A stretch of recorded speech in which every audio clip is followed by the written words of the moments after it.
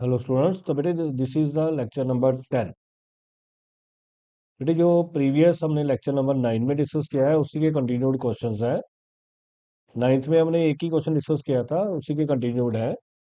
तो टॉपिक चल रहा है बेटे exact differential equation, reducible to exact differential equation. और इसमें हम दो बुक्स डिस्कस कर रहे हैं, एक बाली की और BS गरेवाल की।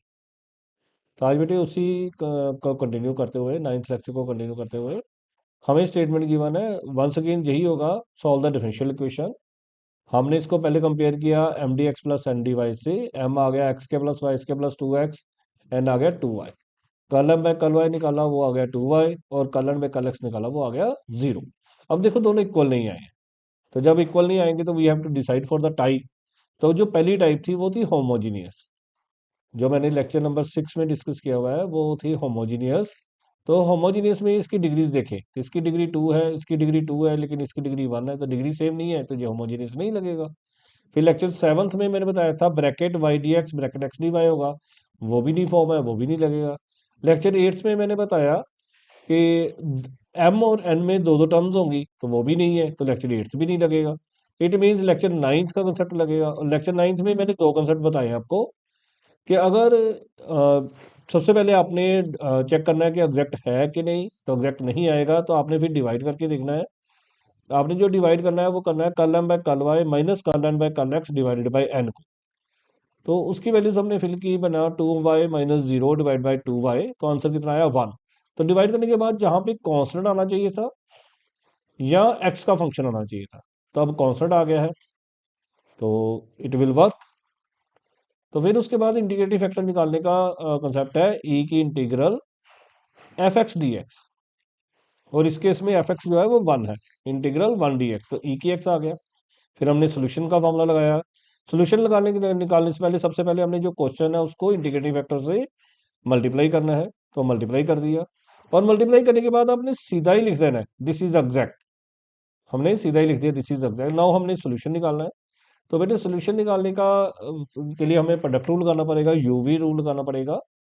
आपने आइलेट पढ़ा है, तो यूजिंग द आइलेट कंसेप्ट, तो आपने जो है वो आइलेट पढ़ा है, तो हम आइलेट का कंसेप्ट यूज करेंगे। तो जो आइलेट है उसके according this will act as u and this one will act as v. तो जो एक्स के प्लस वाई के प्लस 2x है, that will act as u, and e x d x will act as v. तो जो product rule लगता है बेटे वो क्या लगता है, यू वी, मैं यहाँ पे अगर लिखूं तो यू वी का इंटीग्रेशन जब भी करना है, यू एज इट इज, और वी की इंटीग्रेशन उसको मैं V1 लिखने लगा, माइनस। बेटे एक हमें हमारे पास बीटेक में एक फास्ट यूवी रूल होता है, वो आप समझो।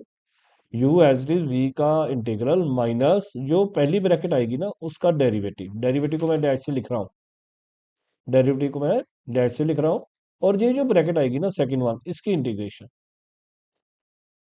प्लस जो पहली ब्रैकेट आएगी ना उसका फिर डेरिवेटिव, और जो दूसरी ब्रैकेट आएगी उसकी इंटीग्रेशन। तो ये बेटे एक प्रोडक्ट रूल ऑफ इंटीग्रेशन का एक नया कंसेप्ट है जो हम बीटेक में यूज करते हैं।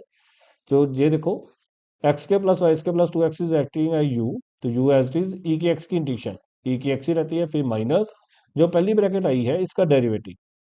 तो विद रिस्पेक्ट टू एक्स कर रहे हैं तो एक्स स्क्र का 2x, वाई का 0 हो जाएगा, 2x का 2, और इसी ब्रैकेट की इंटीग्रेशन ई की एक्स की इंटीग्रेशन ई की एक्स, फिर प्लस ये जो पहली ब्रैकेट आई है इसका डेरिवेटिव 2x प्लस 2 का डेरिवेटिव 2, और ई की एक्स की इंटीग्रेशन ई की एक्स।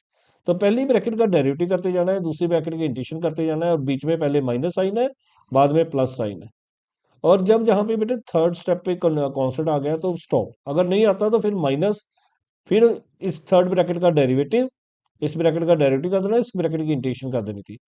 तो इस पर्टिकुलर क्वेश्चन में अभी थर्ड पे कांस्टेंट आ गया तो we will not move because इसका फर्दर डेरिवेटिव क्या हो जाएगा, 0।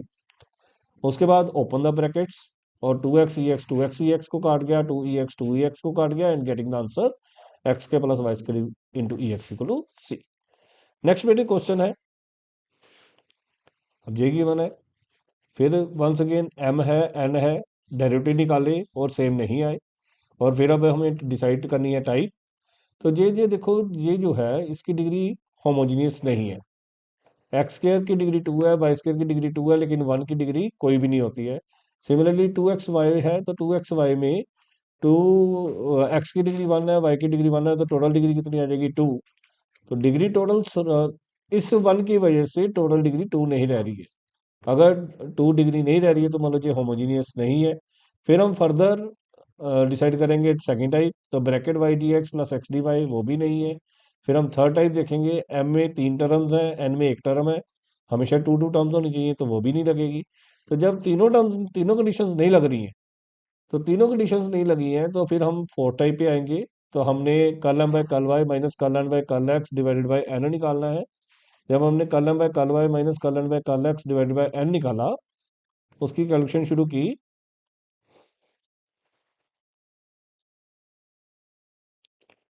तो सॉल्व करने पे देखो हमारे पास आंसर आया -2/x, और सारा answer with respect to x आना चाहिए था।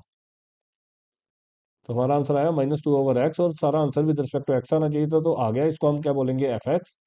फिर इंटीग्रेटिंग फैक्टर निकालेंगे, उसका फॉर्मूला था ई की integral F x d x. और एफ एक्स की वैल्यू हमारे पास क्या है, -2/x, तो 1/x की क्या हो जाएगी, लॉग एक्स।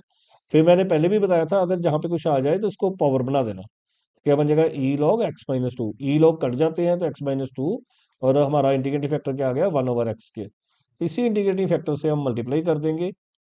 हमने पूरी क्वेश्चन को मल्टीप्लाई कर दिया, उसको सिंप्लीफाई कर दिया, सेपरेट कर लिया करो।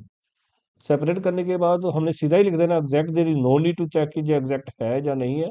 फिर हमारा सोल्यूशन का फॉर्मूला क्या चल रहा है कि ये जो टर्म आई है, इसको हम m कहेंगे, और इस टर्म को n कहेंगे। m तो हमने सारा लिखना होता है, और n की हमने वही टर्म लेनी है जिसमें x ना हो, तो एक ही टर्म है और उसमें भी x है, तो नहीं लिखेंगे, तो जीरो लिख देंगे।